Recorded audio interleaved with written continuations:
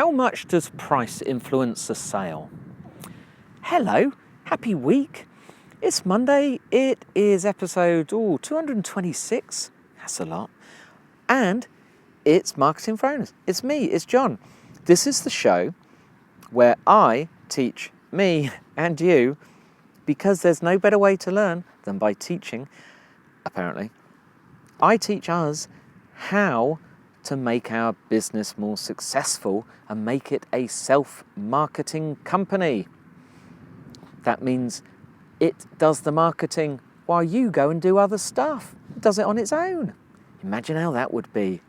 Utter luxury. I've got two of them who do that, and it's great. I recommend it. So price. Now, most small business owners are obsessed with price. Well, they're not really obsessed, but it's like, can't touch that. No, that's fixed. I know what people are going to pay. I know what people won't pay.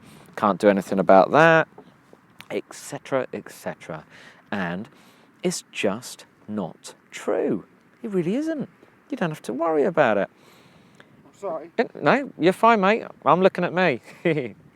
So, by the way, I'm down at Deal I'll come back to this. I'm down at Deal Seafront, which is where I live in England. When I'm in England, half the time. Next week I'll be in Vancouver. I am right on the seafront. That's that way, the other side of the camera. And behind me is Deal Castle. This is Deal in Kent in England. That is either 1400s or 1500s or something like that. It's from when King Henry VIII was around. Or was that 1600s? I can't remember. I may be old, but I'm not that old. Anyway, this is one of his Tudor Rose castles, built to keep Napoleon out.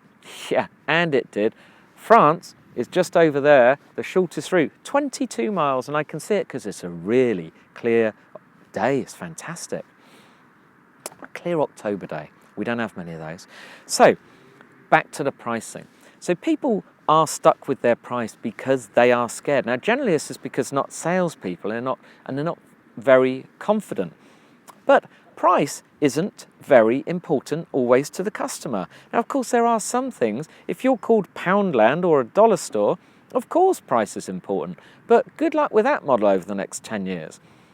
But if you want to be a discounter, you are going to struggle to make a profit because somebody will have deeper pockets and they will be able to make their product cheaper than you can.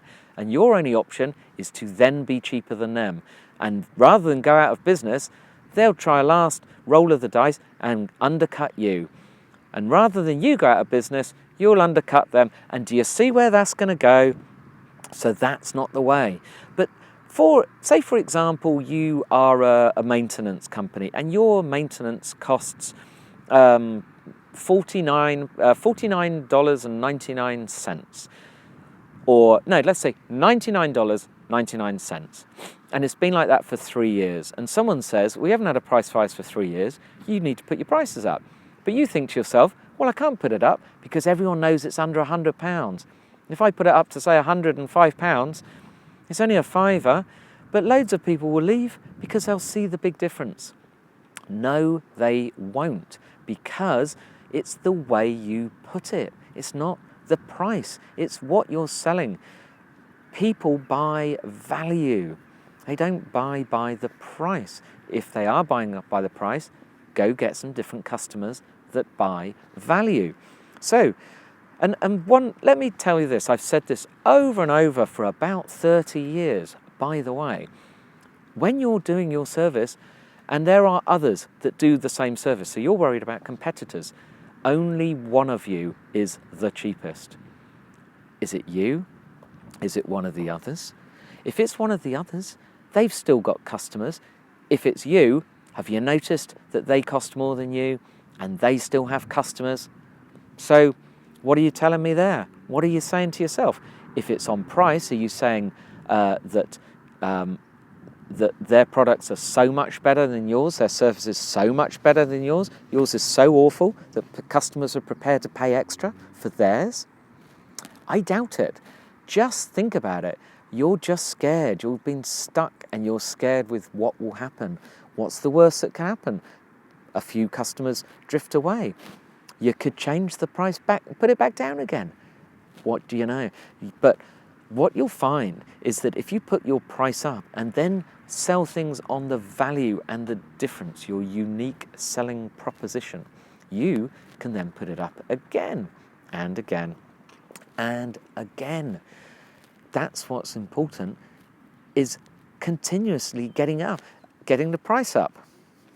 Nearly caught myself. But so for instance, say you start with the $99 price and you put it up. Don't go for 105 and don't just round it up to 110 or 109.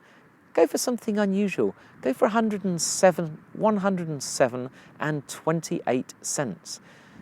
The people at the other end look like you've actually calculated that. You've not just pulled $99 or 100 or 110 out of the air.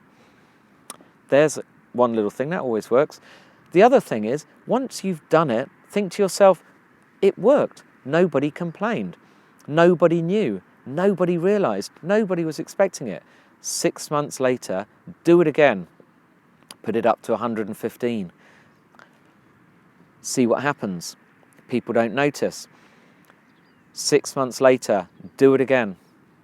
And then just keep going until you get a reaction. You will be amazed when you are at $150 and you're looking back and you think, why didn't I do that earlier? In fact, you'll have forgotten that you used to sell it for $99. This stuff does work. People like to pay for expensive, luxurious items if you're in the UK. If you go to Tesco's, you'll find they have Tesco's Finest, which is a luxury item. It's the food. If you go, Walmart have started copying this. We have this all in the UK, and I saw Walmart start to have some, I can't even remember what it's called, but it's so funny. It's not quite as well presented, but it's the same food, just dressed up a little bit more fancy. They make more profit margin on the posher stuff because they do. I'm not making this up. They do. People will buy it because people want to aspire to looking and feeling wealthy. People prefer to buy stuff that makes them feel better about themselves. It's not about you, it's about them. It's not about your product, it's about them. You can Google everything about why put your prices up and read what others would have to say, but I guarantee I have done this over and over again, and we are a discounter. Yeah, I know. It's not really. We still make a lot of profit, but we're a market on the online, the cheap online price end of the market. But we purposefully keep our prices above our competitors online so that we can say, well, quite obviously we're not the cheapest because, etc. Do you see how that's going to happen? It really does work. Just try it. Anyway, that's Monday. I think I have a nice dog saying hello around the back there. So this is really live. For those of you on iTunes, I'm sitting on a bench, people are walking past, dogs are coming up behind because people don't realise the camera is facing this way, and they're weeing on the bench and all that kind of stuff. Real life. So today is book for the week. It's Monday. Today, this Anne Handley with Everybody Writes. Now, Anne Handley gets a second mention. There are not many. She joins people like Seth Godin, who get on twice. Anne Handley, famous for marketing profs, is fabulous. She's one of just the best writers, one of the best content marketing creators and teachers out there. And so who better to write a book on how to write? Because she's had submissions from writers as an editor for half her life. She's seen it all. But the great thing in this book is she doesn't just tell you how to write. I mean, you're thinking, hang on, I've been to school. She tells you how to write in our way, writing for business, what not to do. She also tells you how to tell the difference between the spellings of there and here and all that kind of stuff. If you're not quite sure where to put apostrophes, she has little tricks on how to do that. If you're not quite sure how to do it, it is one of the best books. I read it, I think, last year on the way down to a skiing trip. It was one of the best books I read all year, and some of the things in it I adopted for my own daily processes, and I still do them today. Fantastic advice. Everybody Writes, Anne Handley. That's it. All done. I'll see you tomorrow.